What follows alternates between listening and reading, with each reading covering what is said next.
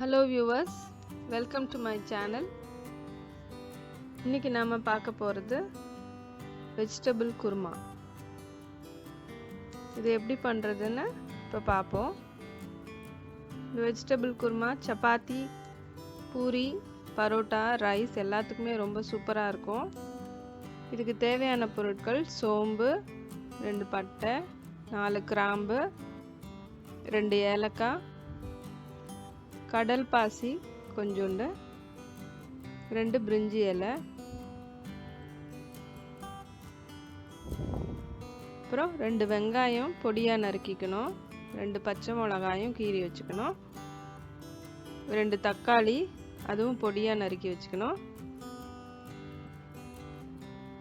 இஞ்சி பூண்டு paste 1 spoon.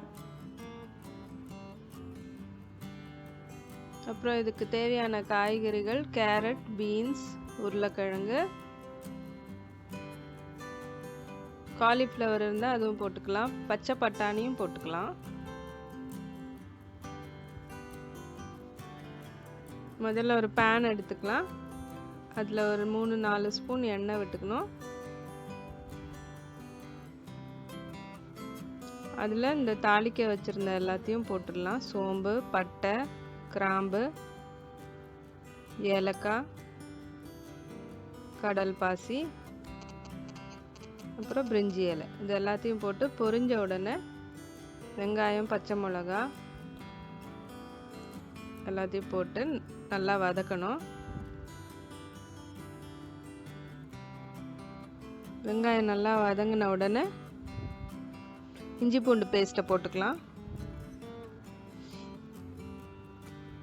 இஞ்சி பூண்டு பச்சை வாடை போகணும், பச்சை ஸ்மெல் போகிற வரைக்கும் நல்லா வதக்கணும்.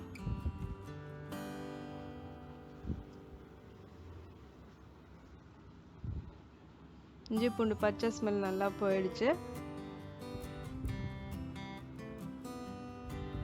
இப்போ தக்காளி ஆட் பண்ணிக்கலாம்.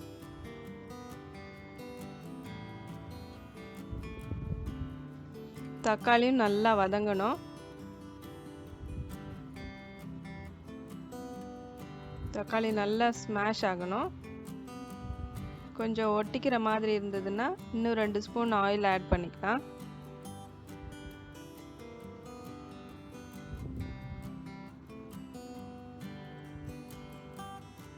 அப்போ கொஞ்சம் ஒட்டாம வரும், இல்லைன்னா அடி பிடிச்சிரும்.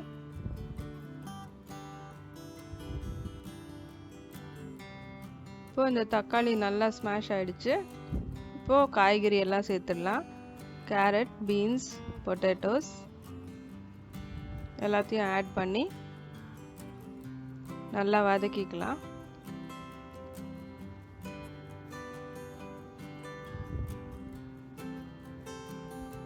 இந்த காயெல்லாம் நல்லா மிக்ஸ் பண்ணிவிட்டு இது கொஞ்சம் வேகணும். இப்படியே வச்சா கொஞ்சம் லேட் ஆகும், அதனால் ப்ரெஷர் குக் பண்ணிடலாம்.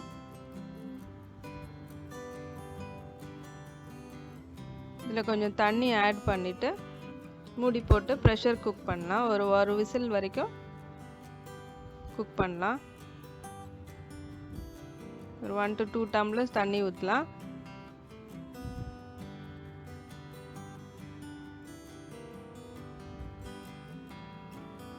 இப்போ இதுலேயே சால்ட் ஆட் பண்ணிக்கலாம். உங்கள் டேஸ்ட்டுக்கு ஏற்ற மாதிரி சால்ட்டு போட்டுக்கலாம்.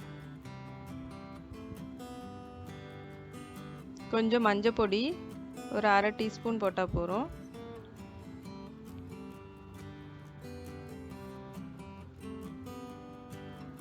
அப்புறம் ரெட் சில்லி பவுடர் அது ஒரு 1/2 ஸ்பூன் போட்டுக்கலாம். ஏற்கனவே பச்சை மிளகா 2 போட்டிருக்கோம். அப்புறம் தனியா பவுடர் அது ஒரு 1/2 ஸ்பூன் போட்டுக்கலாம். இது எல்லாத்தையும் நல்லா மிக்ஸ் பண்ணி விட்டுட்டு ப்ரெஷர் குக் பண்ணிடலாம். அதுக்கு முன்னாடி கொஞ்சம் கரம் மசாலா பவுடரும் ஆட் பண்ணிக்கலாம். ஒரு 1/2 டீஸ்பூன் போகிறோம்.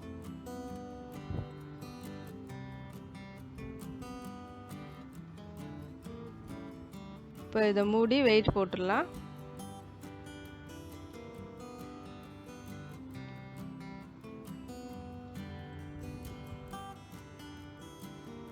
ஒரு விசில் வரட்டும். ஒரு விசில் வந்த உடனே ஸ்டவ் ஆஃப் பண்ணிடலாம். இப்போ இதுக்குள்ளே தேங்காய் அரைச்சி வச்சுக்கலாம். தேங்காயோட ஒரு 4 முந்திரி பருப்பு, கொஞ்சம் சோம்பு, அப்புறம் ஒரு ஸ்பூன் கசகசா, இது எல்லாத்தையும் போட்டு நைஸாக பேஸ்ட் பண்ணிக்கலாம். ஒரு மிக்ஸி ஜார் எடுத்து அதில் இது எல்லாத்தையும் ஆட் பண்ணிக்கலாம். தேங்காய்,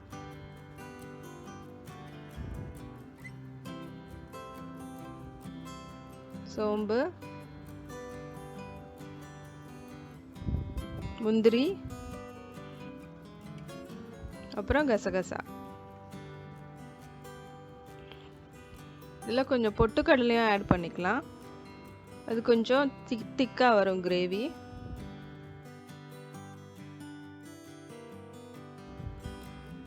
இப்போ குக்கரை திறந்துக்கலாம். காயெல்லாம் நல்லா வெந்துருச்சு.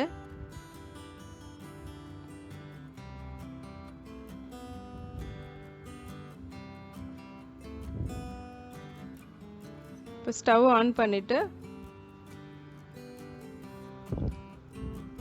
இது நல்லா கொதித்த உடனே நம்ம அரைச்சி வச்சுருக்கோம் இல்லையா, அந்த பேஸ்ட்டை இதில் ஆட் பண்ணிக்கலாம்.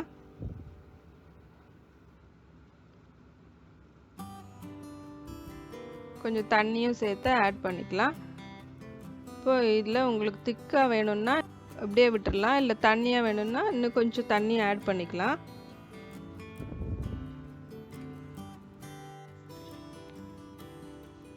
இப்போ உங்களுக்கு எப்படி தேவையோ அவ்வளோ தண்ணி ஊற்றி கன்சிஸ்டன்சி அட்ஜஸ்ட் பண்ணிக்கலாம். இப்போ லாஸ்ட்டாக 2 டேபிள் ஸ்பூன் தயிர் நல்லா பீட் பண்ணிவிட்டு ஆட் பண்ணிக்கணும். அப்புறம் ஒரு 1/2 கப் பால், இதையும் அதோட ஆட் பண்ணி மிக்ஸ் பண்ணி விட்டுக்கணும். இந்த 2 இன்க்ரீடியண்ட்டும் போட்டால் ரொம்ப நல்லாயிருக்கும், சூப்பராக இருக்கும் டேஸ்ட்டு. நல்லா ஹோட்டல் டேஸ்ட் குருமா மாதிரி இருக்கும். இதை நீங்கள் வீட்டில் ட்ரை பண்ணி பார்த்துட்டு சொல்லுங்கள். ரொம்ப சூப்பராக இருக்கும் இந்த 2 இன்க்ரீடியன்ட்ஸும் லாஸ்ட்டில் சேர்த்திங்கன்னா. அப்புறம் லாஸ்ட்டாக கொத்தமல்லி, புதினா இது 2ம் நல்லா தூவிட்டு ஸ்டவ் ஆஃப் பண்ணிடலாம். ஒரு சூப்பரான நியூட்ரிஷியஸ் டெலிஷியஸ் குருமா ரெடி ஆயிடுச்சு. இதை நீங்கள் சப்பாத்திக்கு, பரோட்டாக்கு, பூரிக்கு, ரைஸ்க்கு எதுக்கு வேணாலும் சைட் டிஷ்ஷாக வச்சுக்கலாம். ரொம்ப சூப்பராக இருக்கும். இதை நீங்கள் வீட்டில் செஞ்சு பாருங்கள், உங்கள் எல்லாருக்கும் ரொம்ப பிடிக்கும்.